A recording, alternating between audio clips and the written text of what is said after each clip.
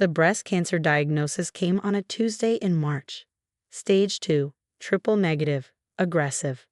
Dr. Patterson laid out the treatment plan: surgery, then chemotherapy, then radiation. 6 months minimum. I was 34, single, living in the house I bought 5 years earlier outside Portland. The house was my pride, my investment, my security. My sister Julia was the first person I called. "Oh my God, are you okay? What do you need?" "I don't know yet. Surgery is in 2 weeks. I'm coming over. You shouldn't be alone." She showed up with takeout. We sat in my living room, and she cried more than I did. "You're going to beat this. You're strong." The lumpectomy went well, but the chemo protocol was brutal. 8 rounds, every 2 weeks. I started in April. Julia came to my first infusion, sat with me for 4 hours, drove me home, made me soup, seemed genuinely supportive. By the 3rd round, she'd moved into my guest room. "You need someone here.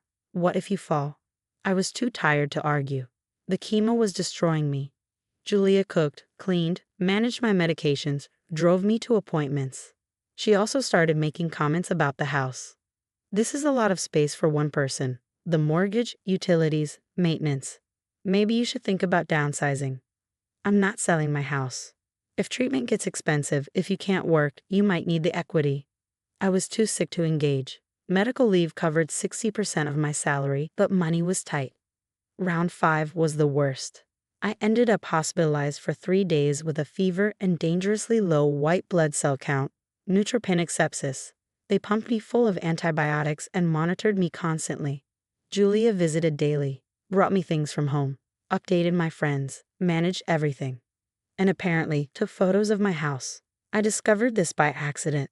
I was in the hospital, bored and scrolling through my phone, when I got a Google alert I'd set up years ago for my address. Someone had listed a property in my neighborhood. Curious, I clicked the link. It was my house, on Zillow, listed for $495,000. I stared at the screen, certain I was hallucinating from the fever or the medications. But no. There were photos of my living room, my kitchen, my bedroom, professional photos, a detailed description. Open house scheduled for Sunday. I called Julia. "Hey, how are you feeling? Why is my house listed for sale on Zillow?" Silence. "Julia, why are there photos of my house on a real estate website?" "Oh, that. I was going to talk to you about that."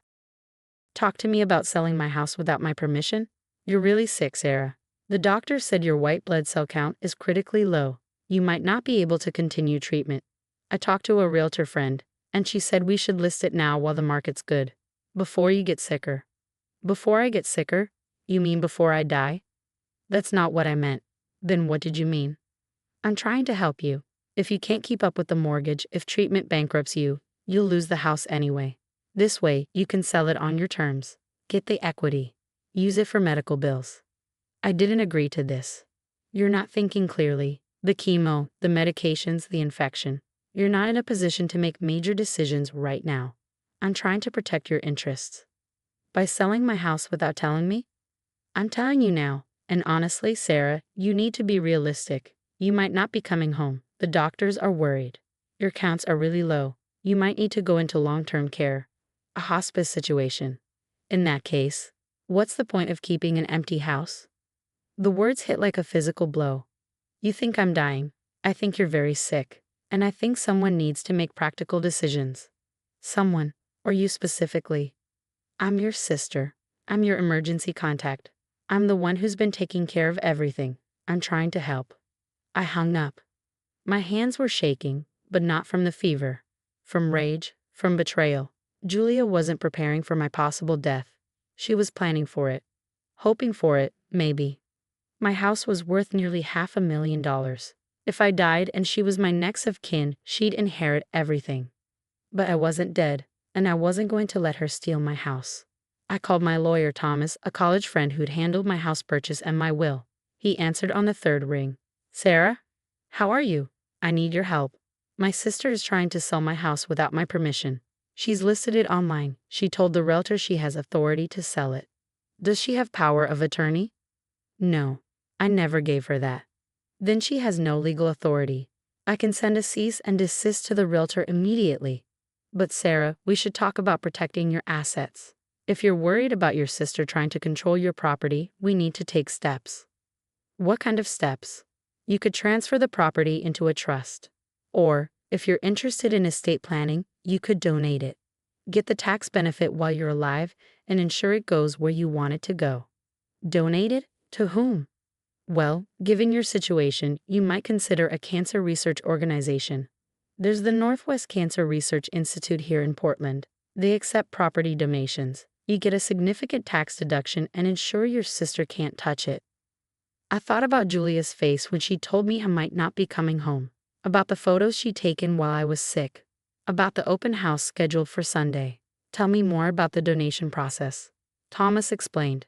I could donate the house to the Research Institute. They take possession, either use it for their purposes or sell it to fund research. I'd get a charitable deduction for the fair market value. The transfer would be immediate and irrevocable. Do it, I said. Draw up the papers. I'll sign them as soon as I'm out of the hospital. Sarah, are you sure? This is your home. My home that my sister is trying to steal. Yes, I'm sure. It took 3 days to arrange. Thomas brought the papers to the hospital. I signed them in my bed, with a nurse as a witness. The deed transfer was filed with the county that afternoon. My house no longer belonged to me. It belonged to the Northwest Cancer Research Institute. I didn't tell Julia. I was discharged from the hospital on Saturday. Julia picked me up, drove me home, and settled me on the couch. She was cheerful, attentive, made me lunch, and asked how I was feeling. She didn't mention the Zillow listing. She didn't mention the open house scheduled for the next day. On Sunday morning, she left the house at 9. Said she had errands to run. I knew where she was going. I stayed on the couch, weak but alert, waiting. At 11, my doorbell rang. I opened it to find 3 people in business attire, a woman in her 50s, a younger man, and an older gentleman with a briefcase. Miss Sarah Thompson? Yes. I'm Dr. Margaret Winters, Executive Director of the Northwest Cancer Research Institute. This is David Park, our legal counsel, and Dr. James Morrison, our board chairman. May we come in? Of course. They sat in my living room. Dr. Winters smiled warmly. First, let me say how grateful we are for your extraordinary generosity. Donating your home to fund cancer research is an incredible gift. I'm glad it can help. We wanted to come by personally to discuss the logistics. Our understanding is that you're currently in treatment and you've arranged to live here until you're ready to transition. Is that correct? Yes. My lawyer said I could stay until my treatment is complete and I find other housing. Absolutely. There's no rush. We want you to be comfortable and focus on your health. She paused. However, we do need to address an issue. It appears someone has listed this property for sale online. A realtor contacted us asking about the listing, and we had to inform them that the property is no longer privately owned. It belongs to our institute. That would be my sister. She listed it without my permission. We thought it might be something like that. Our legal counsel will handle it, but we wanted to meet you and make sure you're okay. The doorbell rang again. I opened it to find Julia, her face flushed and furious. What the hell is going on? The realtor just called me screaming about fraud. She said the property isn't for sale. She said I don't have authority. She's threatening to report me. She pushed past me and saw the 3 people in my living room. Who are you? Dr. Winters stood, extending her hand. Dr. Margaret Winters, Executive Director of the Northwest Cancer Research Institute. You must be Julia. Julia's face went white. What? We're the legal owners of this property. Sarah generously donated her home to our organization last week. The deed has been transferred and recorded. This house belongs to the institute now. That's impossible. Sarah's sick. She's not capable of making decisions like that.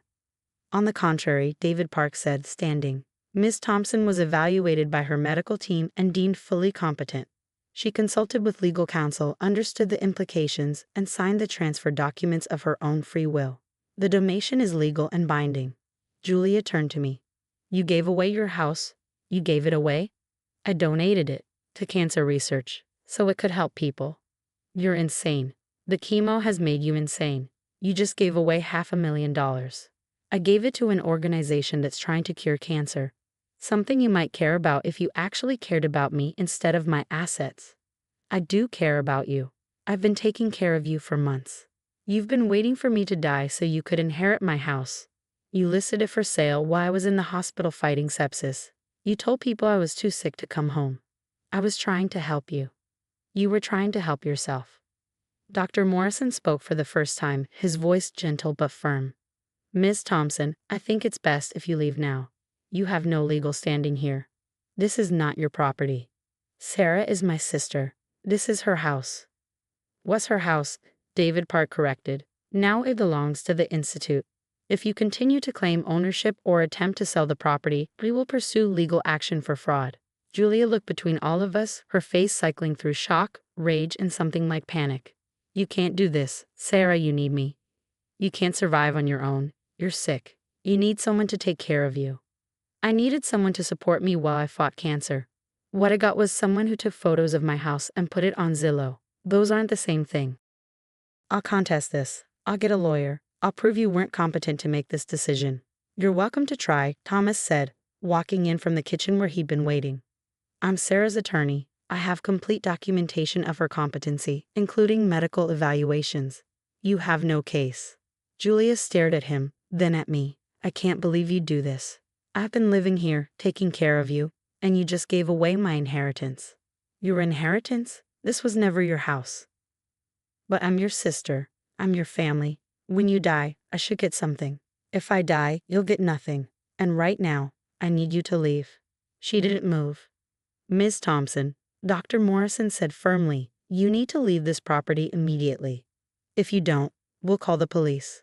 Julia grabbed her purse, her face twisted with fury. You're going to regret this. All of you. She slammed the door on her way out. My phone started buzzing immediately. Text after text after text. I glanced at it and saw they were all from Julia. Dr. Winters smiled kindly. Why don't you silence that for now? You don't need that stress. I put my phone on silent, but I could see the notification count climbing. 10 messages, 20, 50. By evening, it had reached 167 messages. I didn't read any of them. Thomas advised me to keep them as evidence in case Julia tried to pursue legal action, but not to engage. Dr. Winters and her colleagues stayed for another hour, going over the details. I could live in the house rent-free until I was healthy enough to move. They'd cover the utilities and maintenance. They were in no rush to sell the property. Their priority was supporting my recovery. This is an unusual situation, Dr. Winters admitted. We don't often meet our donors during such difficult circumstances. But your generosity, even while fighting your own battle, is remarkable.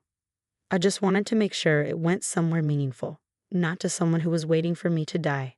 Well, it will certainly be meaningful. Your donation will fund years of research. You're quite literally helping to save lives.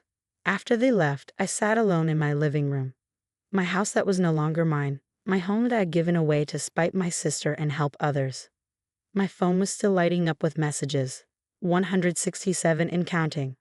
I thought about Julia at that first oncology appointment, crying, promising to help me through this. I thought about her moving into the guest room, cooking meals, driving me to infusions. I thought about her taking photos of my house while I was hospitalized, listing it online, telling people I was too sick to come home. The chemo had taught me that some cells look healthy but are actually poisonous. They multiply, spread, destroy from within. You have to cut them out to survive. Julia had been poisonous all along. I'd just been too trusting to see it. My phone buzzed with message 168.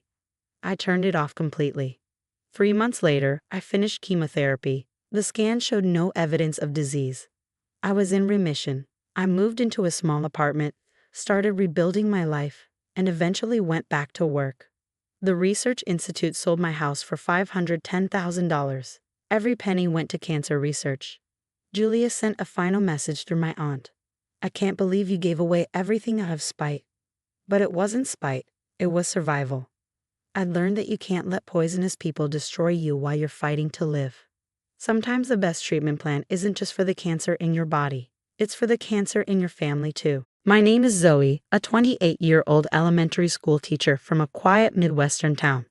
But beneath its calm surface lurked mysteries and secrets that would unravel everything I believed about my family. It all began on a chilly autumn evening when a phone call changed my life forever. My father, Liam Thompson, had been rushed to the hospital. As I sped through the dark streets, my heart pounded with worry. Dad had always been my anchor, especially after Mom died when I was just 15. "Please, Dad, hang in there," I whispered, gripping the steering wheel tightly. When I arrived at the hospital, I found Linda, my stepmother of 3 years, pacing the waiting room. Her usually perfect hair was messy, and her mascara had run in dark streaks down her face. "Zoe, thank God you're here," she said, her voice trembling. "The doctors won't tell me anything." Just then, a doctor appeared, his expression serious. "Are you Lamb Thompson's family?" he asked. "Yes," I replied, my chest tightening. "I'm his daughter." "How is he?" The doctor's face softened slightly. "I'm sorry, but your father's condition is critical. We're doing everything we can, but you should prepare yourselves." The next few days passed in a blur of sterile hospital rooms, the sound of machines, and whispered prayers.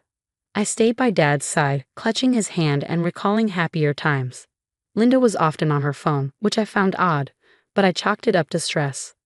On the 4th day, I had drifted off in a hospital chair when I felt a light squeeze on my hand. My eyes snapped open to find Dad staring at me, his gaze intense. "Zoe," he rasped, his voice barely audible. "Listen, the safe in my office. The combination. Your birthday. You have to." Suddenly, alarms blared. His eyes rolled back, and his body went rigid. I screamed for help as nurses and doctors rushed in, pushing me aside. Through my tears, I watched them try to save him. "Clear," the doctor shouted, applying the defibrillator paddles to Dad's chest. His body jerked, then fell still. "Time of death, 10:47 p.m., the doctor said solemnly. My world shattered. I collapsed to the floor, sobbing uncontrollably. Linda wrapped her arms around me, but her embrace felt cold, mechanical. As I struggled to process the loss, Dad's final words echoed in my mind. What was in the safe? Why was it so important that it was the last thing he told me? At the funeral, a strange tension lingered. As I stood by the graveside, I noticed Uncle Robert standing at the back of the crowd. Our eyes met, and a chill ran down my spine. There had always been friction between him and Dad, but the look he gave me was darker, a mix of anger and triumph. That night, unable to sleep, I made a decision. Tomorrow I would open the safe and uncover whatever Dad wanted me to find. I had no idea that this would set off a chain of events that would expose years of lies, betrayal, and a conspiracy stretching far beyond our small town. The morning after the funeral, I stood outside Dad's office door, my hand trembling. The house was eerily quiet. Linda had left for a business meeting, which seemed odd considering the circumstances. I took a deep breath and stepped inside. His presence lingered in the air, the familiar scent of his cologne and the disarray of papers on his desk. My eyes fixed on the safe hidden behind a painting. With shaky fingers, I entered the combination. My birthday. The safe clicked open. Inside, I found a stack of documents and a sealed envelope with my name on it. My heart pounded as I tore it open, revealing a handwritten letter. "Zoe, my darling daughter, if you're reading this, something has happened to me. I pray I had the chance to tell you in person, but if not, you need to know the truth. Your life is in danger. Linda and Robert are not who they claim to be." A sudden noise downstairs startled me. Footsteps. Panic surged through me as I shoved the letter and documents into my bag, quickly closing the safe and replacing the painting. The door burst open, and Uncle Robert stood there, his face a mask of concern. "Zoe dear," he said smoothly, "I've been looking for you. The lawyer's here for the will reading." I forced a smile, my mind spinning. "Of course, I'll be right down." In the living room, a stern-faced lawyer I didn't recognize sat beside Linda, who dabbed at dry eyes with a handkerchief. Robert guided me to a seat, his hand on my shoulder feeling more like a warning than comfort. The will reading was a blur, but one thing became clear. Everything, every last penny and property had been left to Linda. There must be some mistake, I protested, looking between the lawyer and Linda. Dad would never. "Now, Zoe," Robert interrupted, his voice sickeningly sweet. "Your father wanted to ensure Linda was taken care of. I'm sure you want that too, right?" Linda reached over, patting my hand. "Don't worry, dear. I'll make sure you're provided for." I yanked my hand away, bile rising in my throat. This was wrong. All of it. As soon as I could, I fled to my best friend Emily's house. Her eyes widened as I poured out the entire story, showing her Dad's letter. Zoe, this is insane. Emily gasped. You need to go to the police. I shook my head. With what proof? A half-read letter.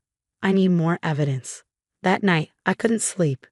My mind raced, recalling all the odd moments from the past few months.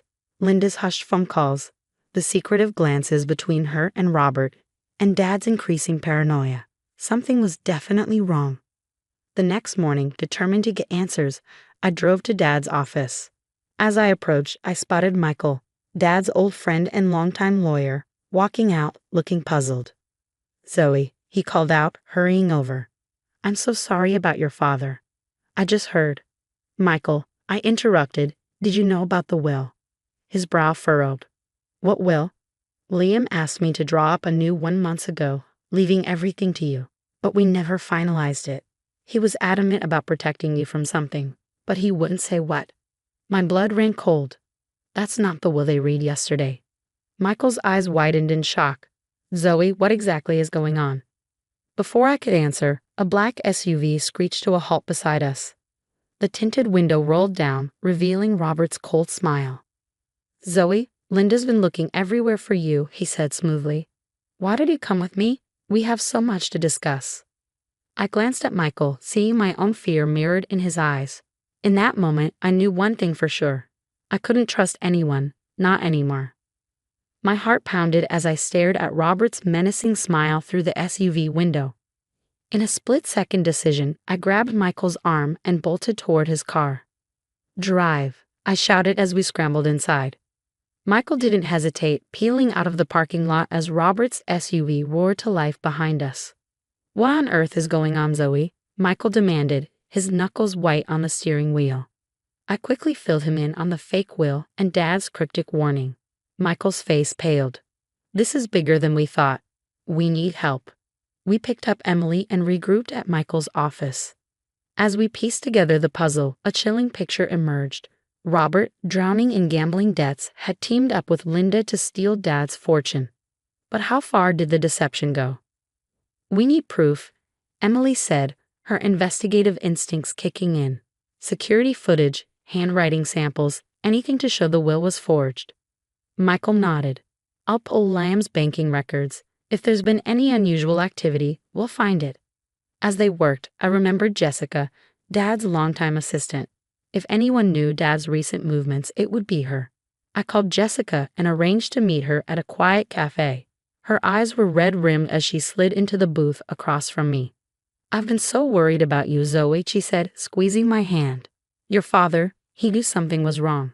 He made me promise to give you this if anything happened to him. She pressed a small flash drive into my palm. Back at Michael's office, we huddled around the computer as I plugged in the drive. A video of Dad filled the screen. Zoe, if you're watching this, I'm gone, Dad's image said, his voice thick with emotion.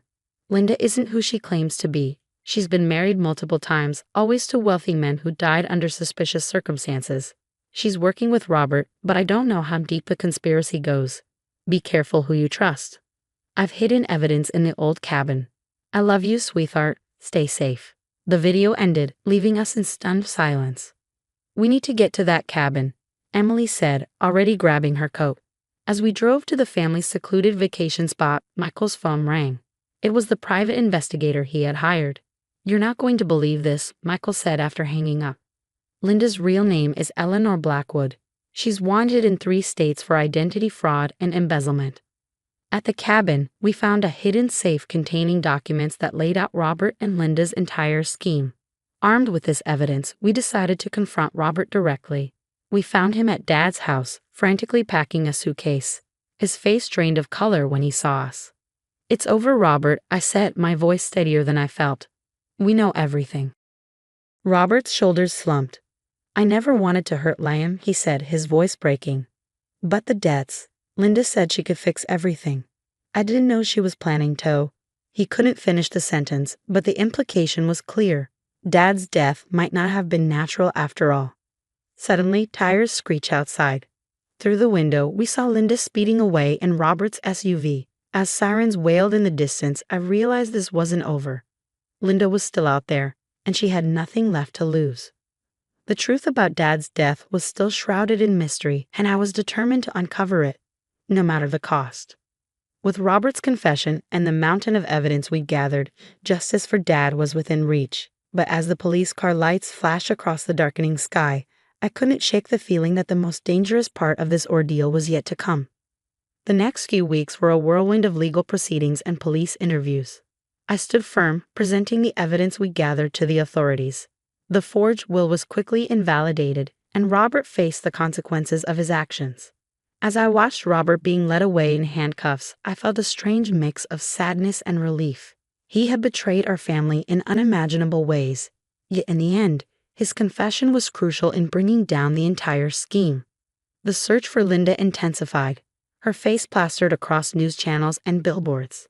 It seemed like she had vanished into thin air, but I knew it was only a matter of time before justice caught up with her. 3 months after Dad's death, I finally got the call I'd been waiting for. Linda had been arrested, caught trying to cross the Canadian border with a trunk full of cash and fake passports. The officer on the phone assured me that with all the evidence stacked against her, she'd be facing a long time behind bars. With the legal battles finally over, I inherited Dad's business and our family home. Standing in his office, surrounded by memories, I made a decision. I would use part of my inheritance to start a scholarship fund in Dad's name, helping underprivileged kids in our community pursue their dreams. It felt like the right way to honor his legacy, to continue the work he had been so passionate about. As the months passed, I found a new rhythm to my life. I threw myself into teaching, finding solace in my students' bright, eager faces. They reminded me daily of the good in the world and of the difference I could make. In the evenings, I pored over the books of Dad's business, determined to keep his legacy alive and make it something he would be proud of. 1 year to the day after Dad's passing, I stood at his grave, a bouquet of his favorite flowers in my hands. The pain of losing him was still there, but it had softened, mingling now with a sense of gratitude for the time we had, for the lessons he taught me, for the strength he left behind. I whispered a promise to him that I would continue to fight for what was right, just as he had.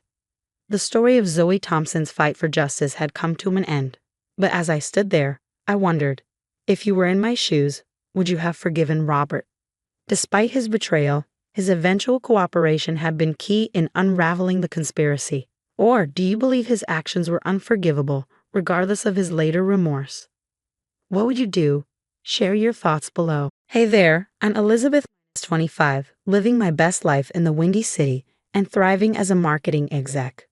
But trust me, the road to getting here was anything but smooth. Growing up, I might as well have been invisible. Why? 2 words. Henry Thompson, my younger brother, and the family's golden child. Elizabeth, why can't you be more like Henry? Became my mom's go-to line. If I had $1 for every time I heard that, I'd have bought my own place way earlier. Picture this. Henry brings home a B+ on a math test and my parents act like he's won the Nobel Prize. Oh, Henry, you're so smart. Let's go out for ice cream. Meanwhile, I'm over here with straight A's and crickets. Seriously, you could hear a pin drop. Mom, Dad, check out my report card. I'd say, hoping for some praise. That's nice, sweetie. Did you see Henry made the junior varsity soccer team? Yeah, that's the story of my life. Don't get me wrong, I love Henry. He's my brother after all, but sometimes I wonder if he even realizes how differently we're treated. It's like he's got blinders on, soaking in all the praise while I'm left in the shadows. Henry, honey, what college are you thinking about? Well, make sure you get into the best one, Mom would gush. And me? Oh, right. Well, Elizabeth will figure something out. Gee, thanks for the vote of confidence, Mom. But honestly, their lack of support just made me more determined. I busted my butt, got into a great school, and landed an awesome job right out of college. Take that, parental disappointment. Thankfully, I have Sarah, my best friend, who's been my rock through all the family drama.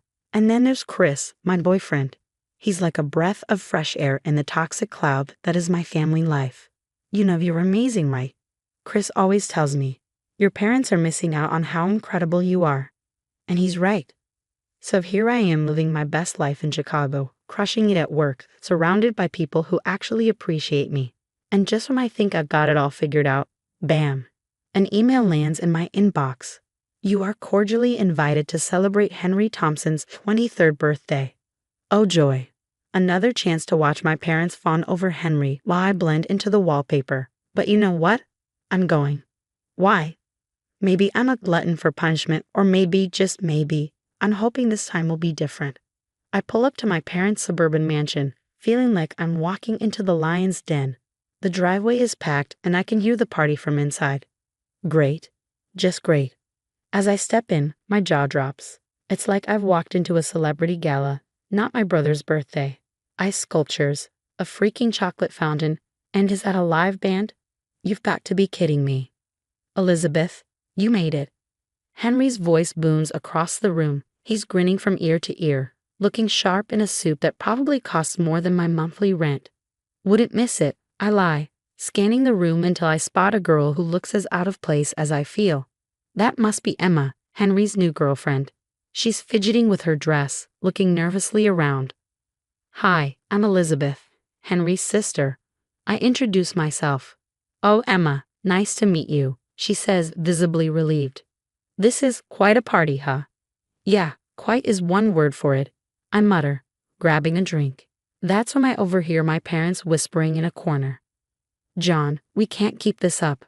The credit cards are maxed out. Sha, Linda, we'll figure it out. This is Henry's day. I nearly choke on my champagne. Financial trouble, and yet here we are, at this over-the-top party. Suddenly, I'm yanked back to my own 25th birthday a month ago. A quiet dinner at home, with Mom's dry meatloaf and the piece de resistance, an empty gift box. It's empty, I'd said, confused. Oh honey, it's the thought that counts, Mom had chirped.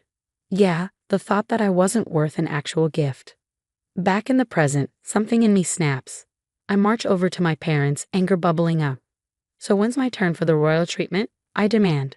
Mom looks bewildered. What are you talking about, Elizabeth? This, I gesture wildly. The party, the gifts, the attention. When do I get to be more than an afterthought? Dad steps in, frowning. Now, Elizabeth, don't make a scene. This is Henry's day. It's always Henry's day. I'm practically shouting now. What about my empty gift box last month? What about all the years you've ignored my achievements? Henry appears, looking concerned. Mel, come on, you're overreacting. Mom and Dad have always treated us the same. I stare at him, incredulous. Are you serious right now? You can't honestly believe that. Maybe you're just remembering things wrong, Henry suggests, patronizingly. And that's it. I'm done. The gaslighting, the denial, the favoritism, it all crashes down on me. You know what? Enjoy your party. Enjoy your perfect life with your perfect parents. I'm out of here. I storm out the door, tears stinging my eyes. I hear Mom calling after me, but I don't stop. I can't. I peel out of the driveway and my phone buzzes. It's Chris. How's the party? I type back with shaking hands. It's over for good.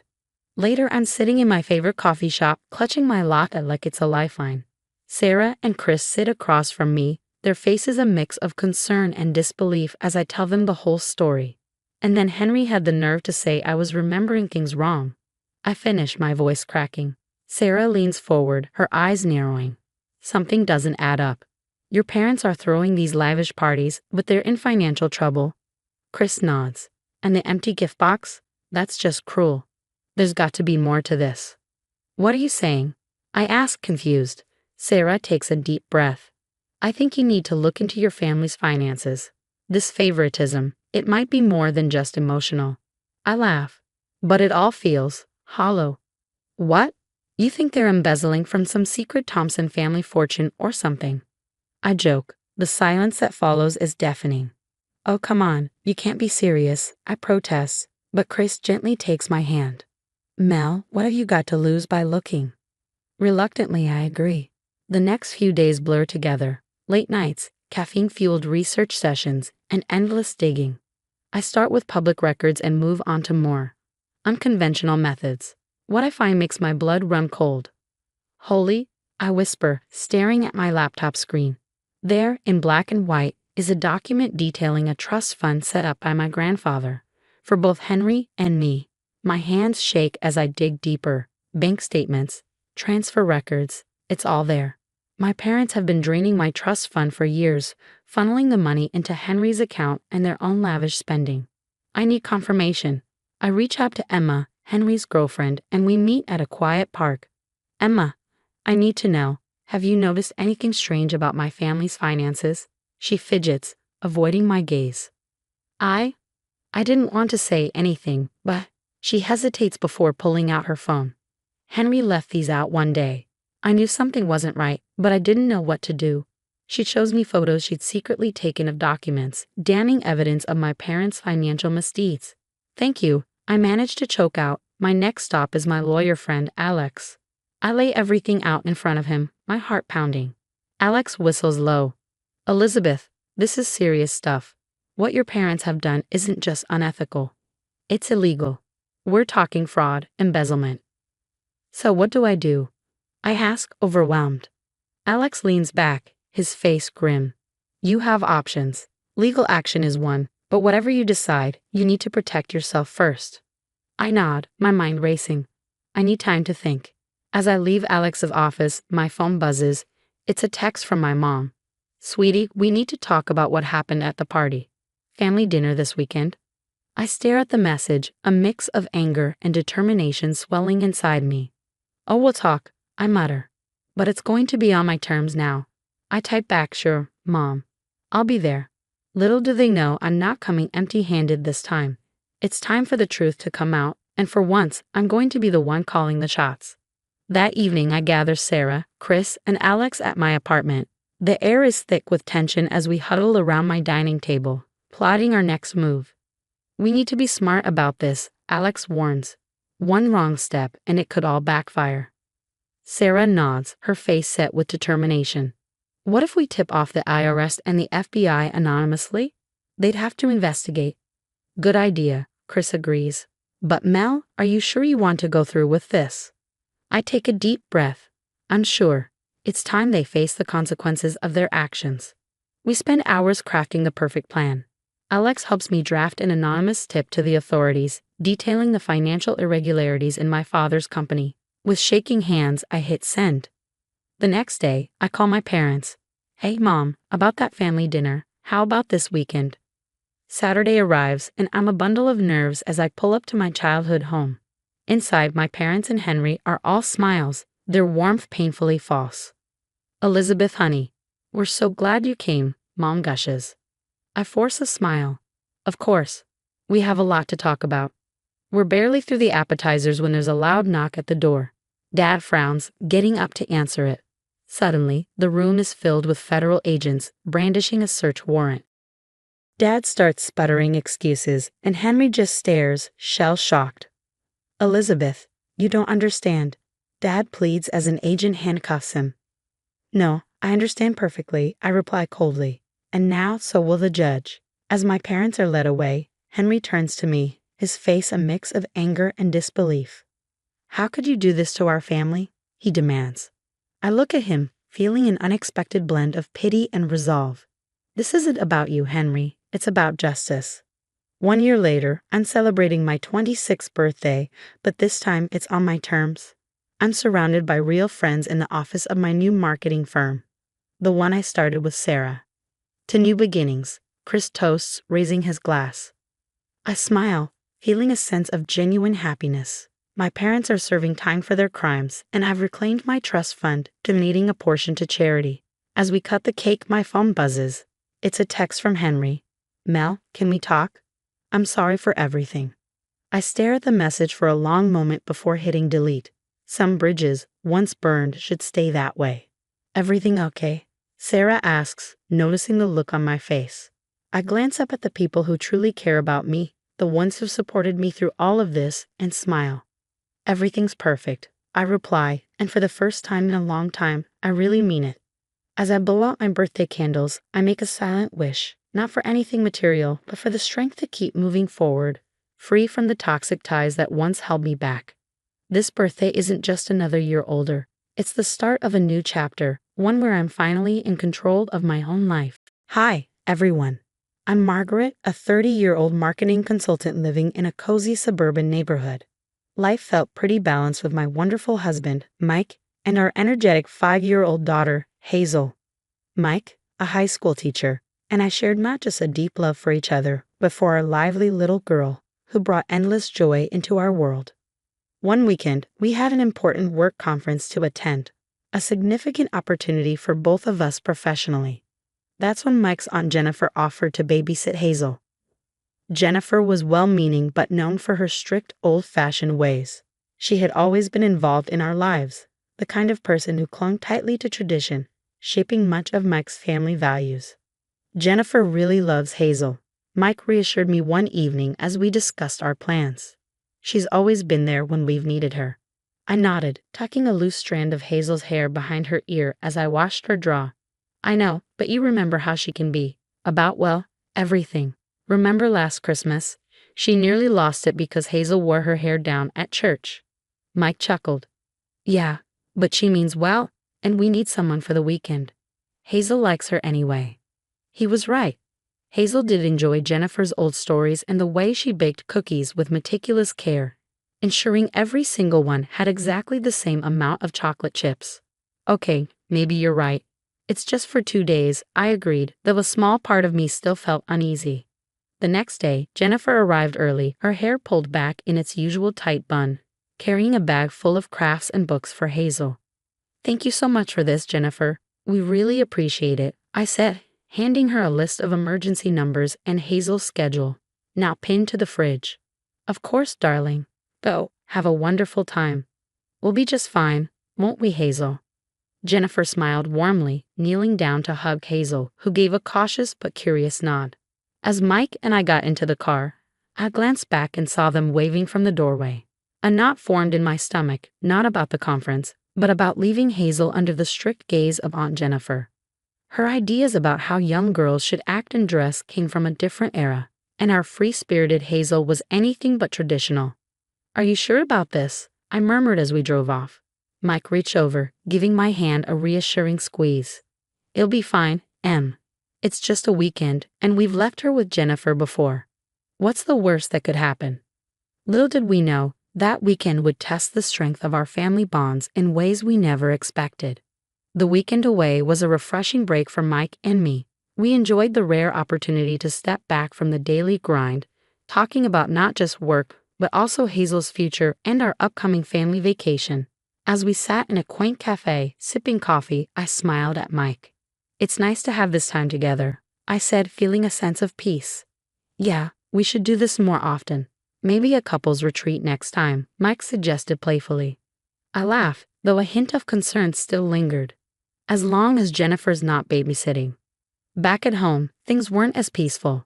Hazel's boundless energy was in stark contrast to Jennifer's orderly, quiet lifestyle. Hazel, dear, let's tidy up these toys and remember, inside voices, Jennifer instructed as she followed Hazel from room to room, her patience thinning with each of Hazel's enthusiastic bursts. But Aunt Jennifer, why can't I sing while I play? Mommy lets me at home, Hazel protested, her long hair bouncing as she skipped around with her dolls. Jennifer frowned, her thoughts on proper behavior clashing with Hazel's free-spirited nature. It's not ladylike to be so unruly, and your hair, it's far too much for a little girl to manage. By Sunday morning, Jennifer had reached her limit. She decided that if she was to care for Hazel properly, some changes were necessary, starting with that unruly hair. Hazel, come here, love. We're going to fix your hair and make it easier for you to play. Jennifer coaxed her into a seat, scissors in hand, unaware of the lasting mark she was about to make, when Mike and I finally pulled into the driveway. Later that day, we were eager to scoop Hazel up and hear all about her weekend, but the scene that greeted us froze us in our tracks. Hazel sat on the porch, her head bowed, tiny hands covering her eyes as she sobbed. My heart sank. When she looked up, I felt a jolt of horror. Her once beautiful hair was almost completely gone, with only a few uneven patches remaining. What happened? I gasped, rushing to her side. Mike was right behind me, his voice booming with a mixture of shock and fury. Jennifer, what have you done? Jennifer appeared in the doorway, her expression a blend of defiance and self-righteousness. I did what was necessary for her own good. Her hair was too much, too immodest for a girl her age. My shock turned to rage as I held Hazel close, her tears soaking into my shirt. How could you decide that for her, for us? I demanded, my voice trembling with disbelief and anger. This wasn't just an overstep, it was a violation. Mike stood beside me, his jaw clenched as he confronted his aunt. The pleasant memories of our weekend vanish, replaced by a storm of betrayal. You had no right, Jennifer. None. Jennifer, unrepentant, clasped her hands tightly in front of her. I did what I thought was best. Her hair was out of control, and you weren't here to see how it affected her play. Modesty and discipline. These are values she needs. Mike's usual calm demeanor gave way to a protective edge. But she's not your child, Aunt Jennifer. You crossed a line. We trusted you. His voice was firm, yet I could see the conflict in his eyes. This was his family, but he stood unwaveringly by my side. Jennifer stubbornly defended her actions, clinging to her beliefs about tradition and discipline. My anger hardened into resolve. This wasn't a one-time mistake, it was a symptom of a much deeper issue. Over the next few days, I reached out to other family members, piecing together a pattern of behavior I hadn't fully seen before. Stories surfaced about Jennifer's strict rules, her critical comments at family gatherings, and her insistence on outdated values many of us didn't share. Each story fueled my determination. Mike and I sat down, united in our decision to distance ourselves from Jennifer for Hazel's sake. We need to focus on Hazel's well-being, I told him, my voice steady with determination. She needs to feel safe and loved, not judged and controlled. Mike nodded, the weight of the decision clear in his eyes. I know, and we'll do whatever it takes to support her. Together, we explained to Hazel that what happened wasn't her fault. We reassured her that her hair and her choices were hers alone. We spent extra time with her, reading stories, playing games, and slowly watching her bright spirit return. We made a fun game of finding colorful scarves and playful hats to adorn her head, turning the painful situation into something a little more bearable. Jennifer's reaction to our decision was a mix of disbelief and bitterness, but it didn't sway us. The need to protect our daughter's emotional well-being was clearer than ever. Through this ordeal, we redefined the boundaries of family involvement and the values we wanted to nurture in our home. Jennifer's presence in our lives became less frequent, and though it was painful, the space allowed our family to heal. Hazel's resilience in the weeks that followed was nothing short of inspiring. Mike and I focused on her recovery, filling each day with new fun hair accessories. We found vibrant scarves, sparkly clips, and superhero-themed hats that Hazel wore proudly. "Look, Daddy, I'm a superhero today," Hazel exclaimed one morning, twirling in a bright pink cap with a cape flowing from the back. Mike crouched down, his eyes shining with pride and joy. "You sure are, honey. The bravest superhero I know." He lifted her in his arms, spinning her around as her laughter filled the room, a sweet sound of healing. As our family found peace, word of Jennifer's actions spread through our extended family. Phone calls and messages of disbelief and support poured in. Relatives shared their own stories of Jennifer's overbearing ways, and soon a natural social shift occurred. Jennifer, once a frequent presence at family gatherings, found herself receiving fewer invitations. Friends and family, uncomfortable with her extreme actions. The realization that her influence was waning hit Jennifer hard, but it was a necessary shift for the rest of us.